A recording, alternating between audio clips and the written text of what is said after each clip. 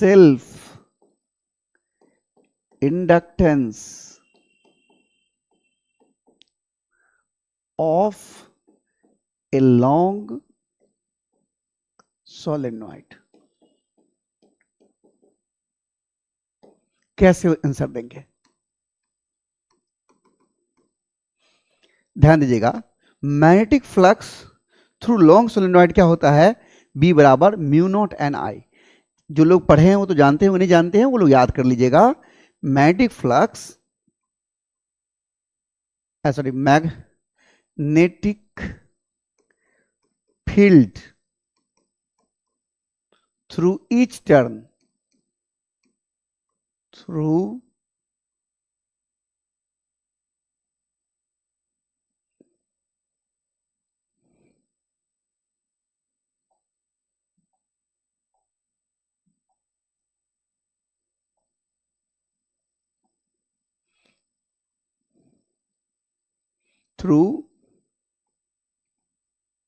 each turn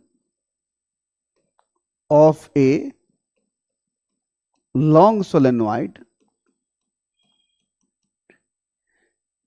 we have लिख देते हैं, हम जानते हैं we have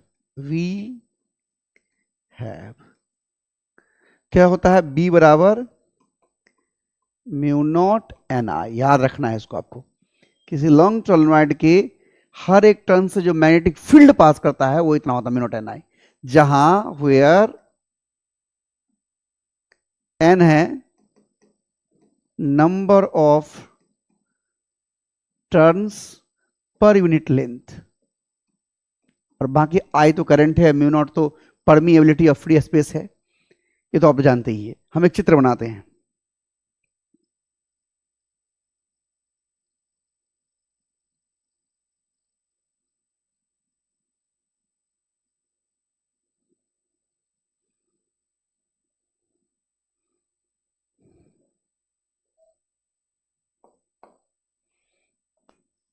ये देखिए, इस तरह का हमारा सोलेनॉइड है और इससे मैग्नेटिक फ्लक्स अंदर से पास कर रहा है। हमने बताया कि ऊपर में ये क्रॉस है, अंदर की ओर है, और नीचे में बाहर की ओर है। वो मच्छर चलने लगता है, मच्छर की वजह से हो रहा है, कभी कभी दिक्कत हो रहा है। ये कीड़ा लगता है ना। और ये देखिए, ये हमारा मैग्नेटिक लाइंस है।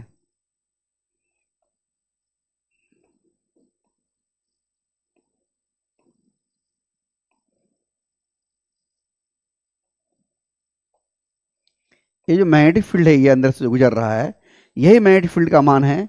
इसे मैं लिख देता हूं, किस कलर से लिख दूं? इसे मैं व्हाइट कलर से लिख देता हूं। यही इसी का मान है B बराबर म्यू नॉट एन आई। यही पास करता है, म्यू नॉट एन आई। देखिए ये तो एक टर्न से म्यू नॉट एन आई, ये हर टर्न से, थ्रू ईच टर्न इतना है। तो एक टर्न से फ्लक्स कितना होगा? ध्यान दीजिएगा। Late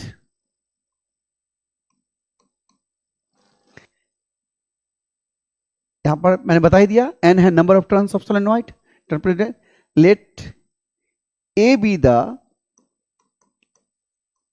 the area of cross section of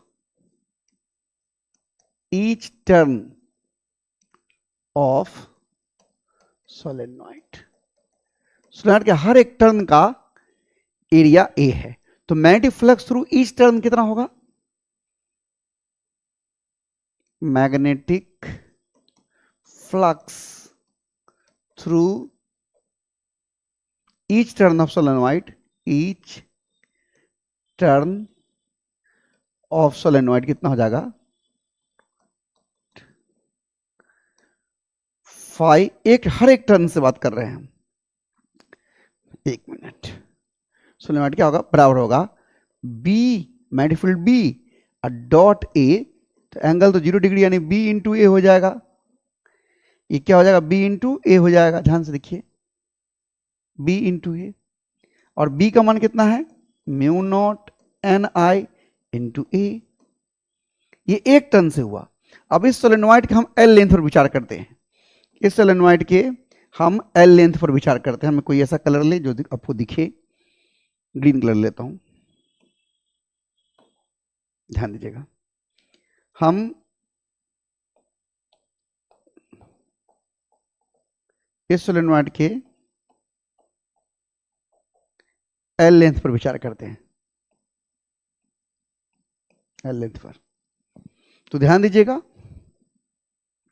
इकाई लंबाई में एन टर्न है, तो एल लंबाई में टर्न होगा N L. Number of turns in L length, number of turns present in L length, in L length of solenoid,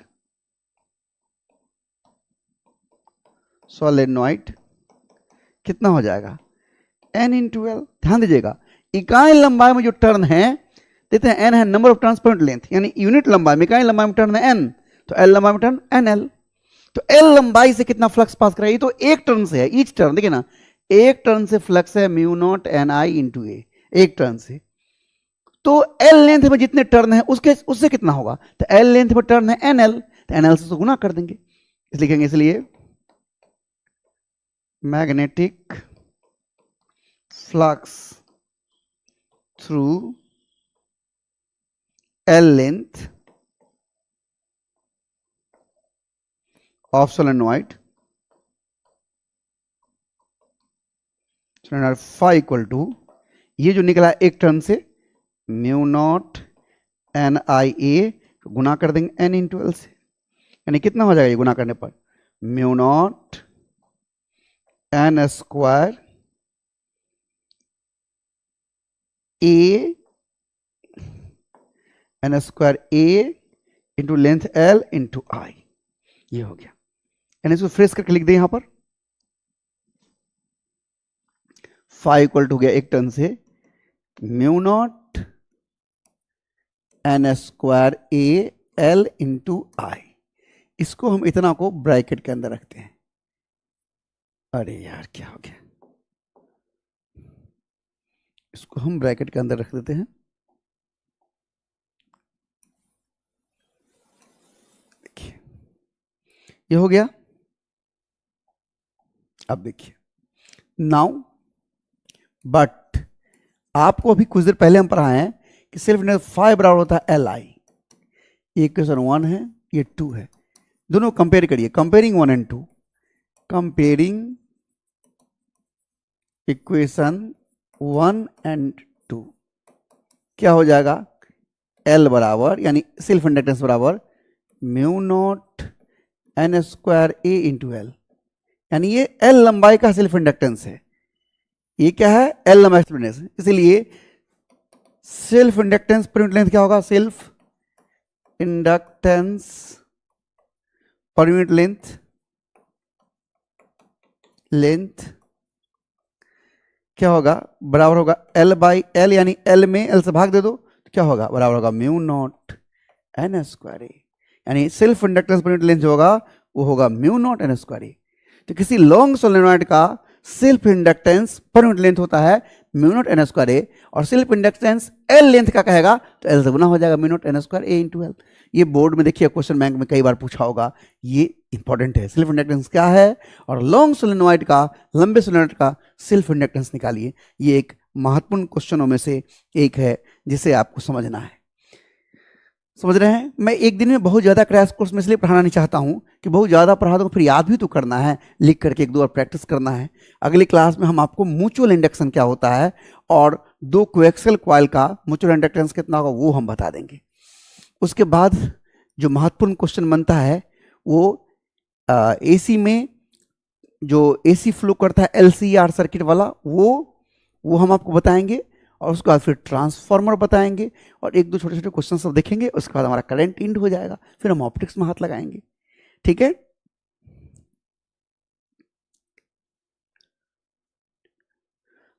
हाँ सोनू, रजनी, सब ठीक है, ओके। तो अब रहने देते हैं आज, एक दिन में ज़्यादा नहीं, क्रैश कोर्स में थोड़ा थोड़ा अगर पढ़िए और याद करिए, बहुत आराम से। सिलेबस का टेंशन तो मत लीजिएगा। अब दो चार क्लास पढ़ाएंगे तो आपका करंट खत्म हो जाएगा, फिर बच गया ऑप्टिक्स। पूरे ऑप्टिक्स से 15 क्वेश्चंस इंपॉर्टेंट बनते हैं और कुछ शॉर्ट आंसर। उसके बाद मॉडर्न फिजिक्स। सिलेबस का टेंशन कहाँ है, बस धैर्य रखिए और जितना पढ़ा उसको अच्छे से रिवाइज करिए। बच्चे सब औकते हैं, सोचते कि सर पढ़ा देंगे तो हो जाएगा। सर जो पढ़ा रहा है ना उसको आप रिवाइज करिए, बार बार पढ़िए, चिंतन मनन करिए उसको। जो चीज़ पढ़े हैं, जब आप टहलते हैं, बोलते हैं, घूमते हैं, फिरते हो, सोचिएगा अच्छा क्या पढ़ाए थे सर। अगर बात मन में सोचा गया तो आप लिख लीजिएगा। तो रिवीजन जब करते हैं तो दिमाग में बातें आती है, और उस बातों को जब आप टहलते हैं या फुर्सत में बैठते हैं तो उस बात सबको रिवाइंड करिए, रिकॉल करिए। तब आप अच्छे से सिलेबस पर पकड़ बना पाएंगे, सारी बातें याद रहेगी और आप अच्छे से लिख पाएंगे। Thank you, bye.